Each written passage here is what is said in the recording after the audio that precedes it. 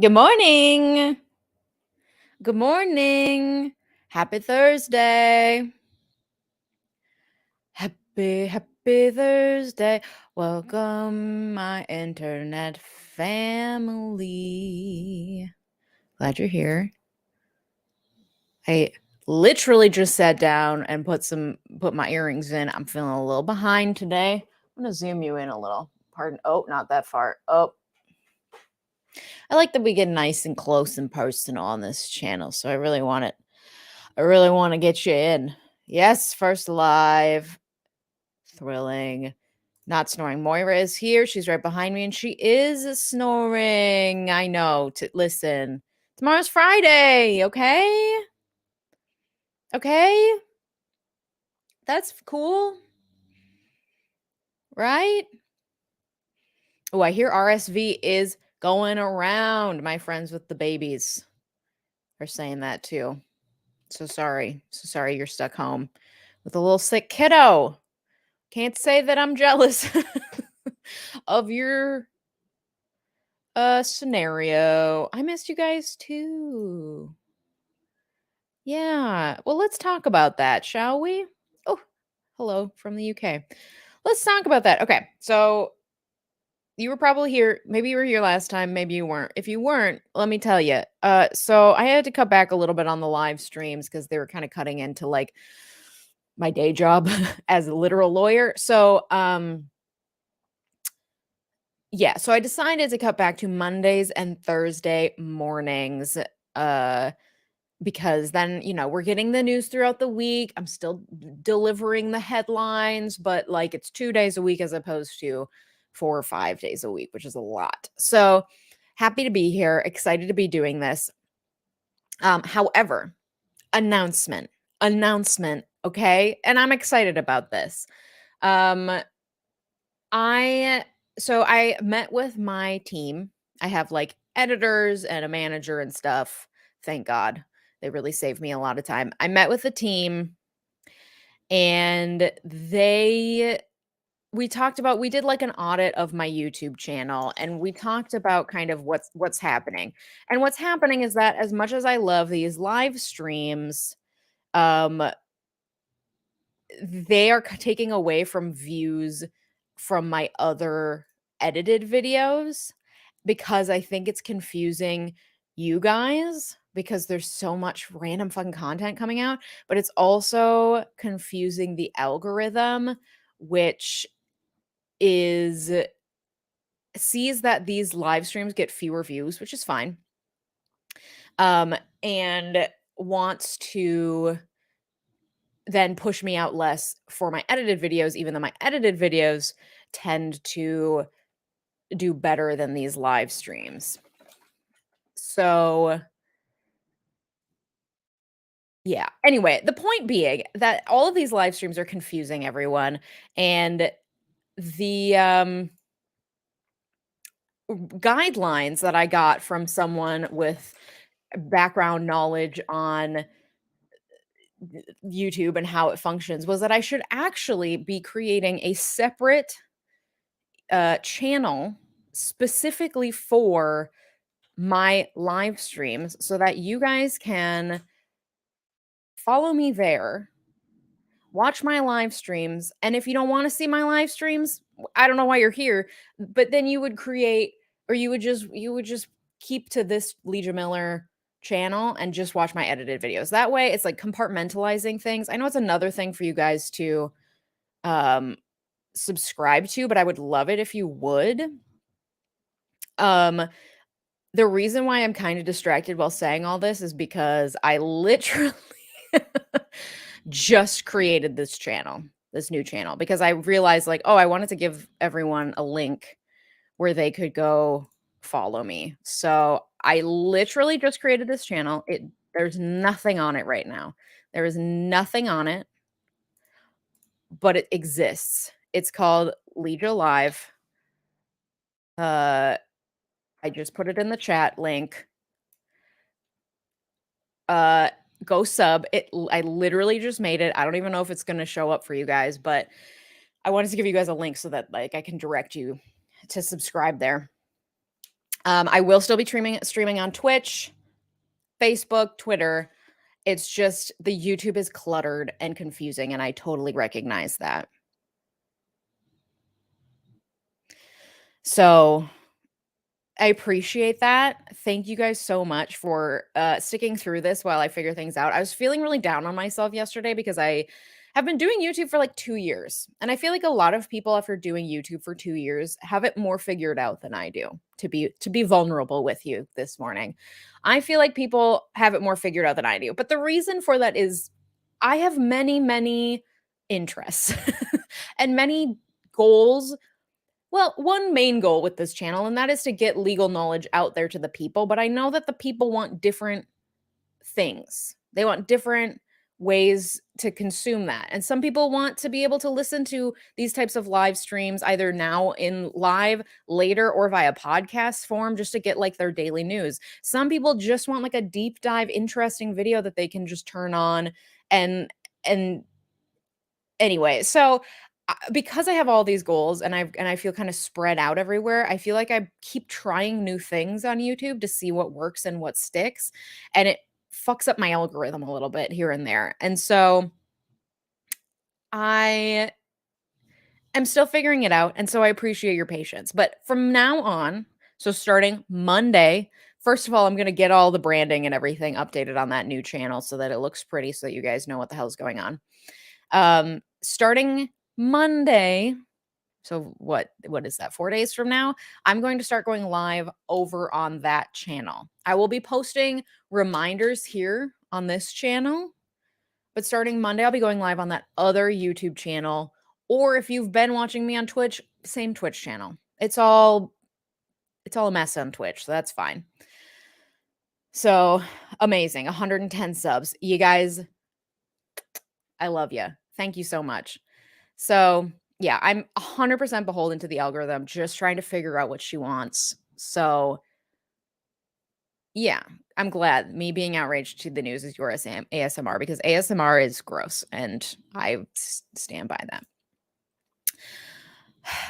Monday's Halloween, that's right. Oh shit. I'll have to put Moira in a costume and bring her out. That's a great thing. Yeah. Thank you. Podcast. Yeah, I release these live streams in podcast form. You just got to go wherever you listen to your podcast and search for Live with Leeja. I also linked it down below in the description. The algorithm is a she and she's a bitch. Sorry. Okay. Thank you. All right. Okay. We're 10 minutes in. I haven't even hit the news. Let's move forward. I got one other thing. I also ordered myself a big red button that I can record yikes on so that I can hit it at the opportune moments because I thought that'd be fun. Okay. All right. Let's get into the news. Okay. Jeez Louise, you guys. It's Trump o'clock. Obviously. Let me see if I could share this screen with you. Bada bing. All right. Can you guys see this all right? Because I've seen some creators do more of this vibe where I'm tiny or this. I kind of like being bigger. I want to be able to talk to you face to face, you know? So I'm going to keep it like this. All right, Trump o'clock. Okay. We got an update on the Mar-a-Lago documents case. It's not a huge one. They've kind of just been in the weeds reviewing the documents right now and having some back and forth, but there's no like breaking news updates to like really share. But the main update is that they are seeking to compel Kash Patel, an ally of Trump, to answer questions about assertions that the material taken from the White House had been declassified. Reminder that Trump's main defense, not from his lawyers, because, you know, you can't perjure yourself in court, but Trump's main defense outside of court is that he declassified the documents before he took them. He just did. If you're president, you could just think it, and it will be so. The documents will become unclassified, declassified. That was his claim. So The prosecutors are now trying to debunk that claim, even though his lawyers have not asserted in court that they're declassified. No evidence has emerged that he declassified them. There's nothing to back up what he's saying, but I think the prosecutors are at least trying to cover their bases here. This New York Times article says it's not clear whether prosecutors believe that misleading or false public statements. So if they can prove that they weren't declassified, he didn't do that and it was a false public statement. Prosecutors, it's not sure whether they believe that those statements by themselves could amount to an obstruction charge. During the obstruction investigation into Mr. Trump by the special counsel, remember Bob Mueller? Remember that guy? During that investigation, prosecutors examined misleading public statements made by or directed by Mr. Trump about his campaign's ties to Russia, but concluded that they could only be considered the basis for criminal charges if those misleading public statements had been directed at misleading prosecutors or misleading Congress. Okay, the difference here is that, as far as I've heard in the facts, the alleged facts, Trump did tell the FBI and prosecutors that he did declassify these documents.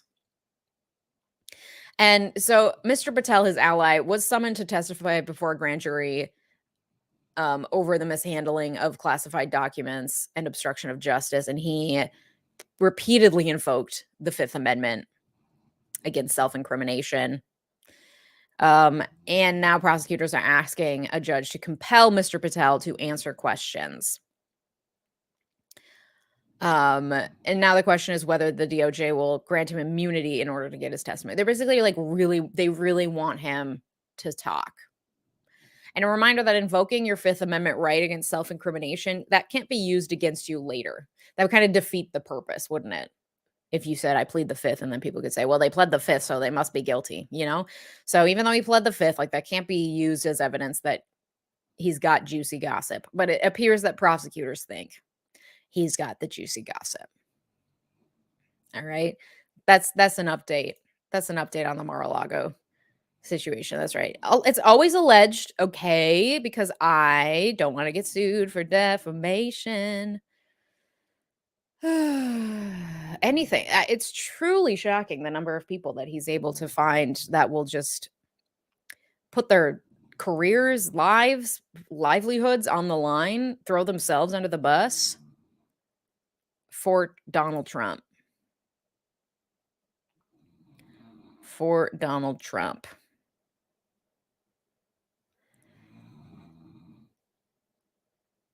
That's right. Did Trump actually tell him, or did he think it?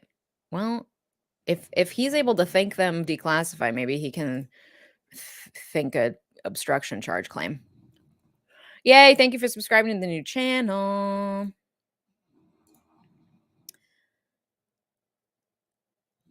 All right. You know what? That's the end of Trump o'clock. Okay, we're moving on. We're moving on. In other news, a second woman. Sorry, I got so exasperated there. A second woman has come forward claiming that Herschel Walker, the Georgia Republican nominee for Senate and former football player and athlete, another woman has come forward to say that he paid her to get an abortion in 1993. Wow. You could really say that this guy has really benefited from access to abortion care and services, wouldn't you say?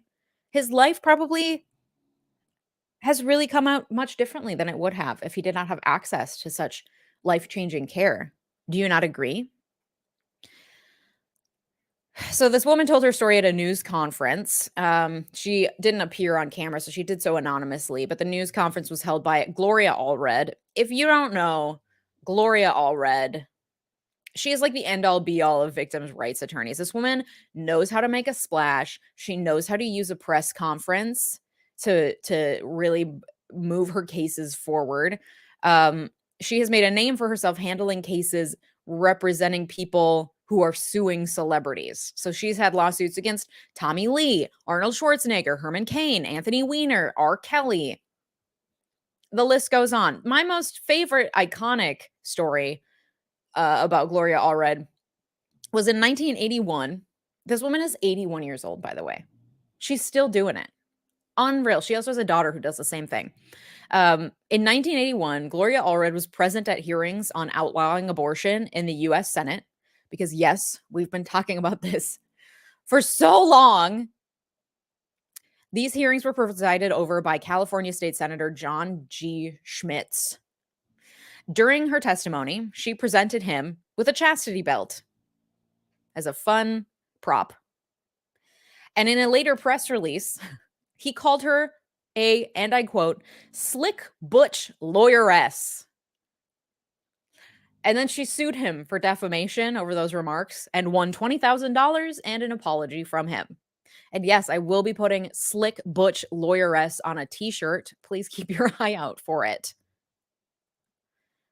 Anyway, the second woman that came forward to claim that Herschel Walker paid for her abortion is notable because he campaigns on an anti-abortion, anti-choice platform.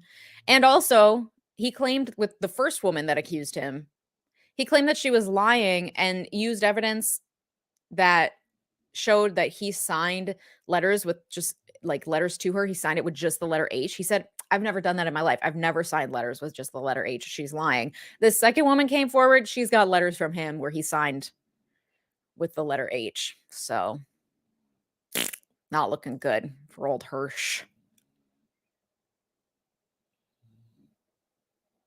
That's right. It's shocking. It's a fiber move and a goal. How many abortions? I think this is the third because the first woman said that he paid for or tried to pay for 2 abortions. I think she didn't get the second one. So, yes, thank you for bringing that up. So, Gloria Allred, as much as she has advocated for victims, she's also, you know, a lawyer with has done sketchy things. So her daughter is Lisa Bloom. I know Lisa Bloom, at least I've talked about in a past episode, allegedly assisting Harvey Weinstein in undercutting the victims that were coming forward. Because the thing about being a victim's rights attorney is you have to learn how the other side functions too in order to be able to stick up for your victim clients. And so you know how the other side thinks, and so you know what works to discredit a victim. And so you could also charge a lot of money and really be a great asset for someone like Harvey Weinstein who's trying to discredit his alleged victims.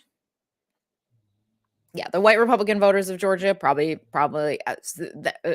logic is not a thing I'm finding that Republicans care about.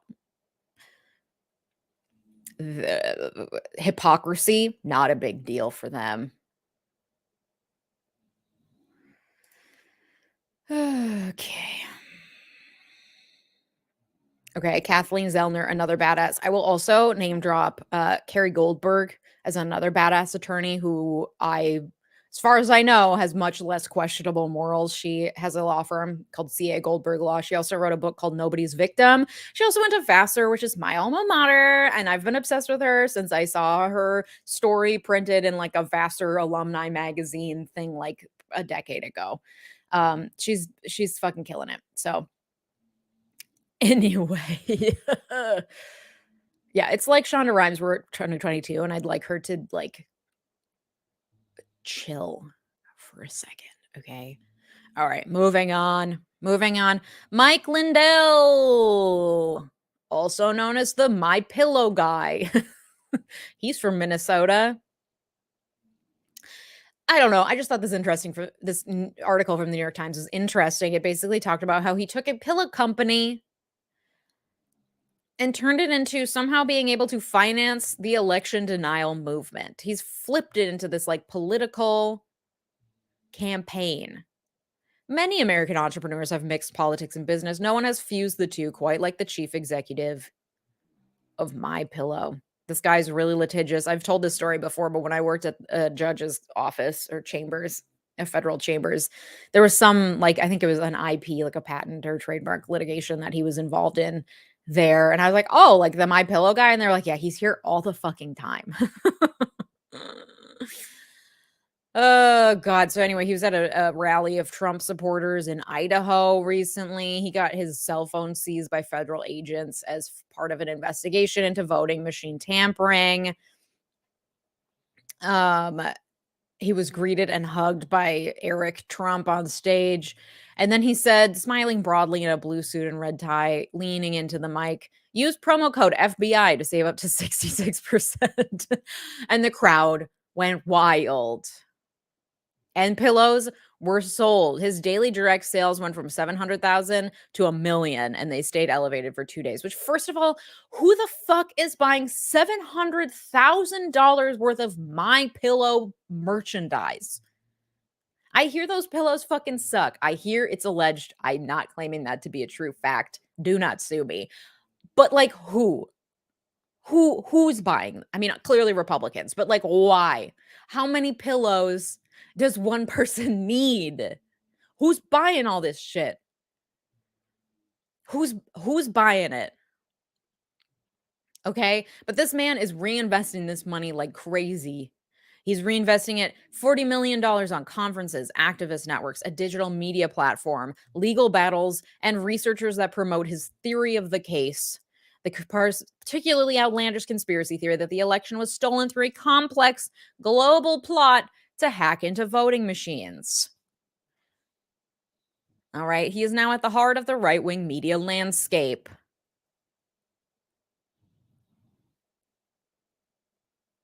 Yeah. Conspiracy theory pillow salesman, not on the 2020 bingo card. Oh no. All right, we got parents and mothers-in-laws buying these pillows. Is it my No, because I don't want to be sued.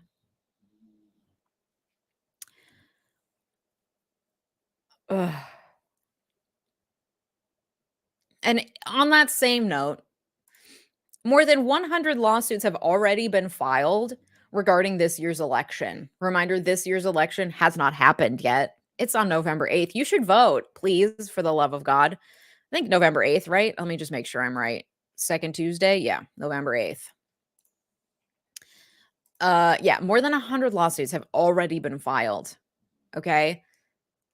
They're brought largely by Republicans. They target rules over the mail-in voting process, early voting, voter access, voter machines, voting registration, the counting of mismarked absentee ballots, and access for partisan poll watchers. It's the most litigation ever before an election, and it's likely a preview of a potentially contentious post-election landscape. The strategy was born in part of the failure of allies of former President Donald Trump to successfully challenge the 2020 election. The difference this time is that it is more formalized, well-funded, and well-organized, run by Republican National Committee and other legal allies with strong bona fides. Party officials say they are actively preparing for recounts, contested elections, and more litigation after the November 8 election. And there are thousands of volunteers in place primed to challenge ballots and hunt down evidence of malfeasance. Please get me the fuck out of this country. I hate it here. I hate it here.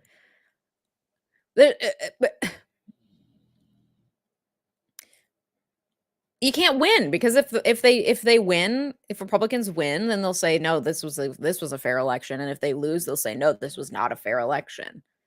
And here's a million conspiracy theories backed up with no real proof, but enough like smoke and mirrors hand gesturing that like the people who lack critical thinking skills are going to like fall in line. But they're not sheep. They're not sheep. Okay? They're wolves. But they're going to fall in line.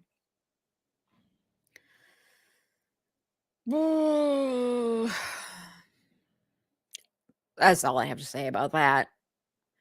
That's all I have to say about that. Moving on. Yesterday, a jury in Michigan convicted 3 men for supporting the plot to kidnap Governor Gretchen Whitmer.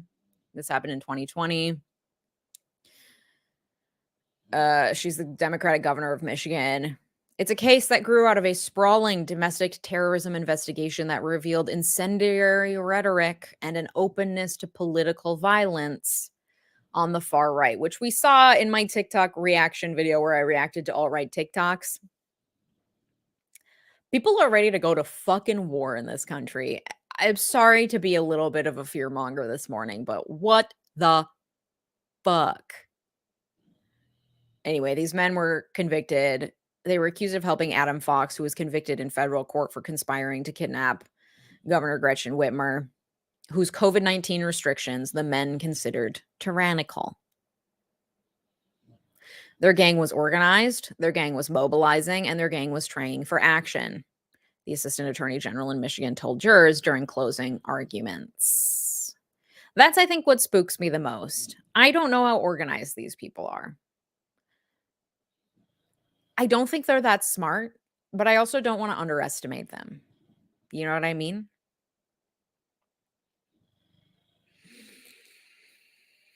Yeah, send these assholes to actual war. Is that really what you want? What for what? Why do people on the far right, why are they willing to die for a country that they clearly fucking hate? They hate everyone in power. They hate every other, like half the people, because they hate women. They hate the gays. They hate the trans folks. They hate the blacks, probably for the most part, except for the good ones, you know.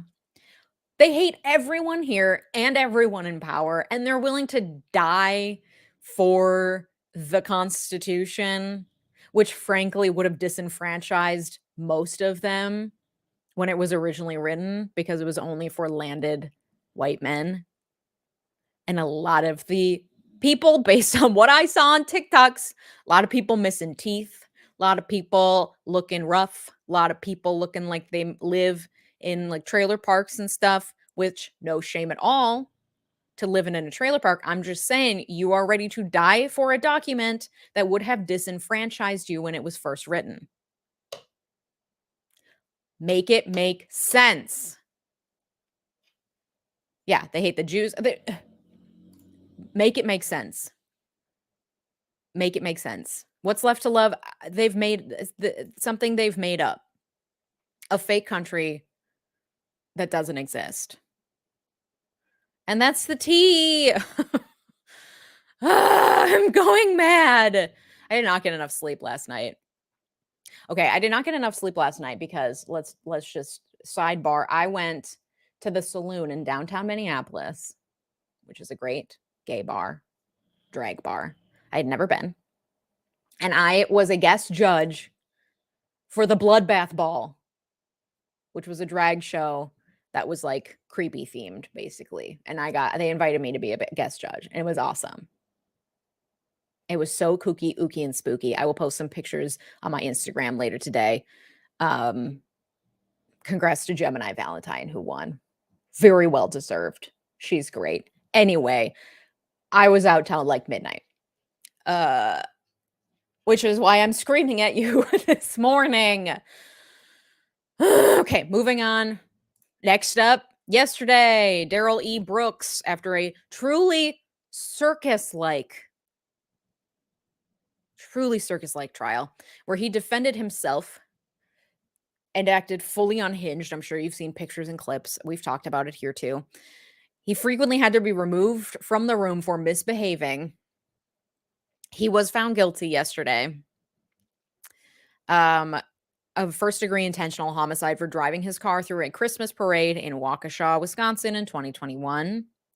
He was found guilty on all 76 criminal charges against him. 61 counts of recklessly endangering the safety of others, 6 counts of hit and run causing death, 2 counts of bail jumping, and 1 count of misdemeanor battery.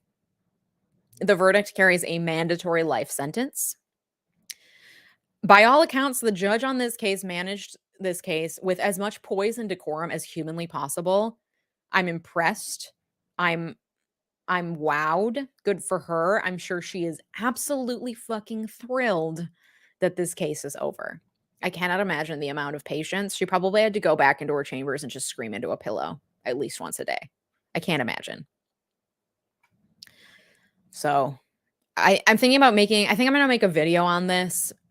Not just like the trial itself, because I feel like that's been covered, but I want to make a video on pro se litigants, people who represent themselves, using this as kind of a backdrop, because I think there's a really interesting discussion to be had around like Should people be allowed to represent themselves? I think yes. But also, what does that actually look like in court? Sometimes this, sometimes chaos. And what does that mean for our judicial system? I have things to say on that. So I think I'm going to make a whole separate video. Oh boy. All right. In other news, Elon Musk must close the deal to buy Twitter at the end of this week by 5 p.m. on Friday or face litigation.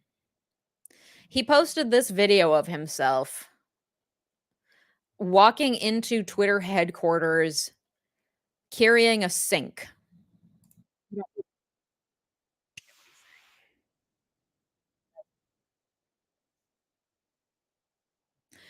And I think he did it.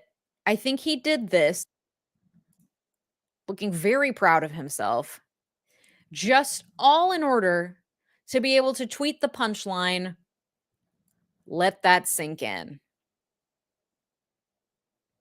I wonder what it's like to be that unfunny. It's got to be a boring life. I hate puns. I hate puns, and I especially hate men who tell puns. The combo makes me sick. It's a lowbrow form of comedy. Not even that. I like lowbrow comedy. It's a cheap form of comedy. Make it smarter. It's not funny, Elon. I know you want everyone to think you're the cool dad. You're not the cool dad. We see through it. We see through it. We know you're not cool. Lean into it, buddy. You don't need to play these games. We know you're not cool. We know you're not funny. It's okay.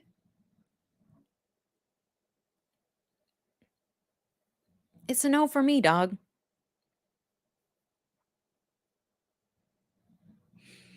Yeah, good. You should be done with Twitter. It's a cesspool.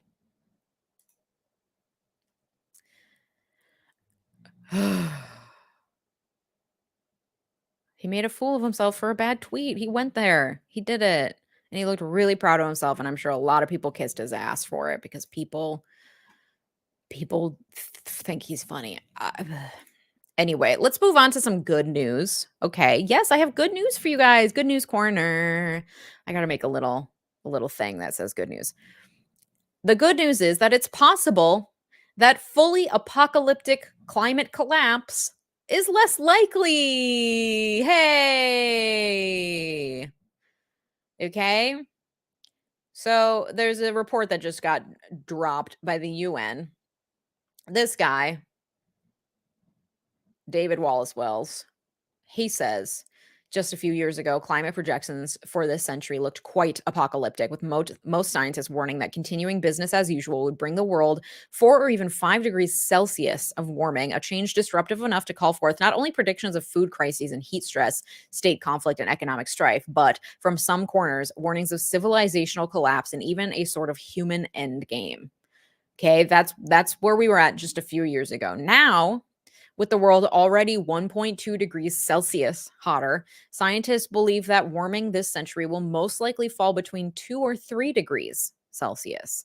A United Nations report released this week ahead of the COP27 climate conference confirmed that range.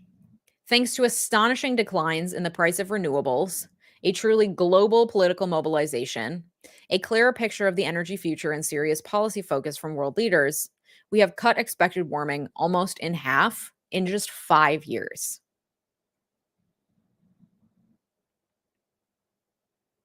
Okay.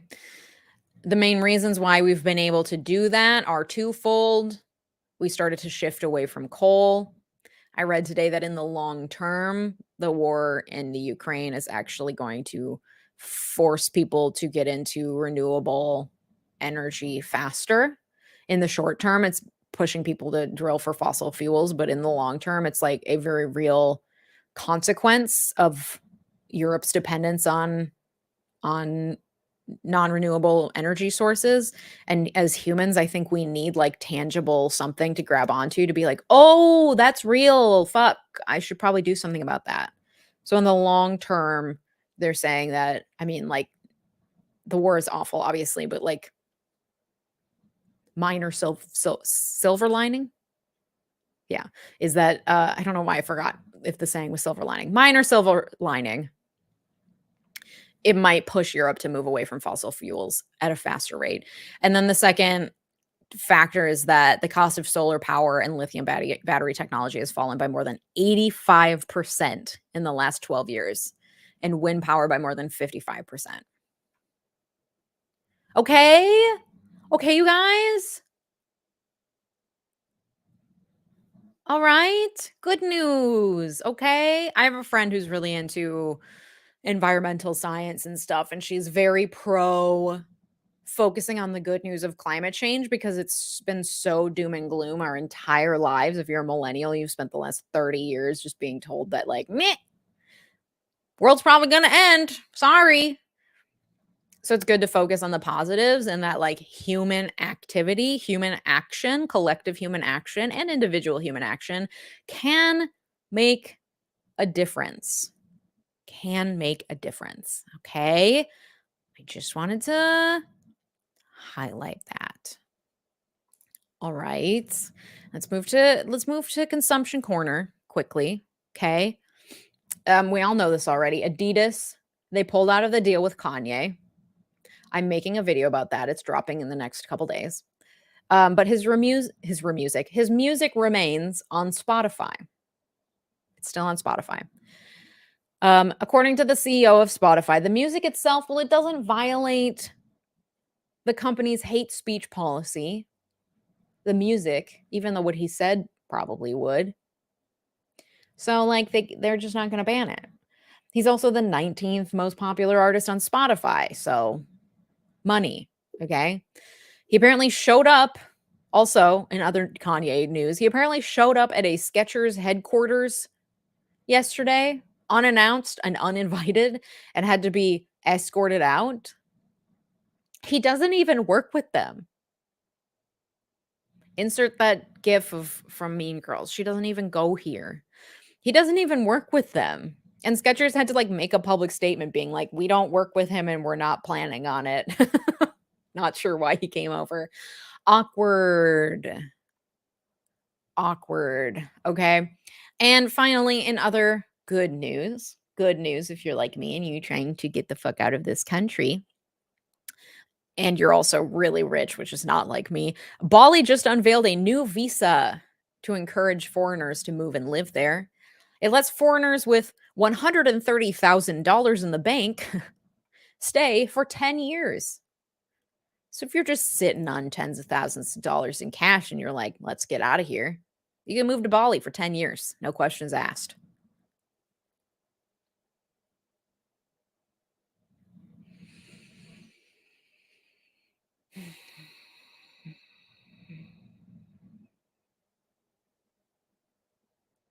Sick. Go get him, Tiger. More power to you. Okay. Skechers is also apparently owned and operated by a Jewish family. Yeah. What?